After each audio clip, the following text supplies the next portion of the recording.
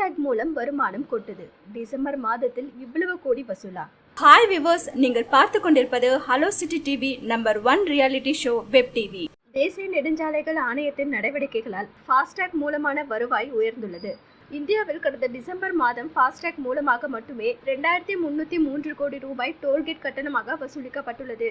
இது அதற்கு முந்தைய நவம்பர் மாதத்துடன் ஒப்பிடுகையில் சுமார் 201 கோடி ரூபாய் அதிகமாகும். இந்திய தேசிய நெடுஞ்சாலைகள் ஆணையம் ஜனவரி 5ஆம் தேதி வெளியிட்டுள்ள செய்திக்குறிப்பில் இந்த தகவல் தெரிவிக்கப்பட்டுள்ளது.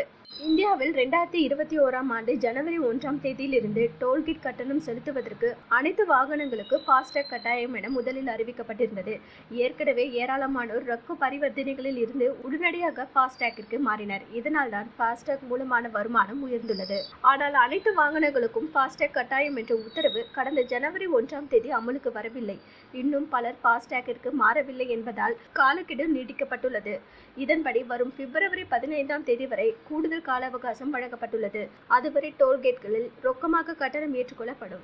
எனினும் இனிமேல் கூடுதல் கால அவகாசம் வழங்கப்படாது என எதிர்பார்க்கப்படுகிறது. எனவே பிப்ரவரி 15ஆம் தேதிக்கு முன்பாக நீங்கள் ஃபாஸ்டாக்கிற்கு மாறிவிடுவது நல்லது. ஃபாஸ்டாக் மூலமான வருவாய் உயர்ந்துள்ளது குறித்து இந்திய தேசிய நெடுஞ்சாலைகள் ஆணையம் செய்திக்குறிப்பு ஒன்றை வெளியிட்டுள்ளது. அந்த செய்திக்குறிப்பில் கடந்த 2020ஆம் ஆண்டு நவம்பர் மாதம் ஃபாஸ்டாக் மூலமாக 2102 கோடி ரூபாய் டோல்கேட் கட்டணமாக வசூலிக்கப்பட்டிருந்தது. அதன் பின்னர் வந்த டிசம்பர் மாதத்தில் இந்த தொகை 2303 கோடி ரூபாயாக உயர்ந்துள்ளது. நவம்பருடன் ஒப்பிடுகையில் டிசம்பரில் ஃபாஸ்டாக் மூலம் 2001 கோடி ரூபாய் அதிகமாக வசூலிக்கப்பட்டுள்ளது என கூறப்பட்டுள்ளது. ஃபாஸ்டாக் மூலமான டோல்கேட் கட்டண வசூல் உயர்ந்து கொண்டு வருவது இந்திய தேசிய நெடுஞ்சாலைகள் ஆணையத்தின் முயற்சிக்கு ஊக்கம் அளிப்பதாக உள்ளது. அத்துடன் இந்தியாவில் ஃபாஸ்டாக் பயன்பாடு அதிகரித்து வருவதையும் இது தெளிவாக எடுத்து காட்டுகிறது.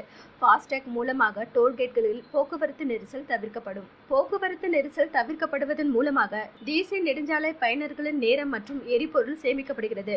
டோல்கேட்களில் கட்டணம் செலுத்த ஊழியர்களை தொடர்பு கொள்ள வேண்டியதில்லை என்பதால் கொரோனா வைரஸ் பரவுவதற்கான வாய்ப்புகளையும் ஃபாஸ்டாக் குறைக்கிறது.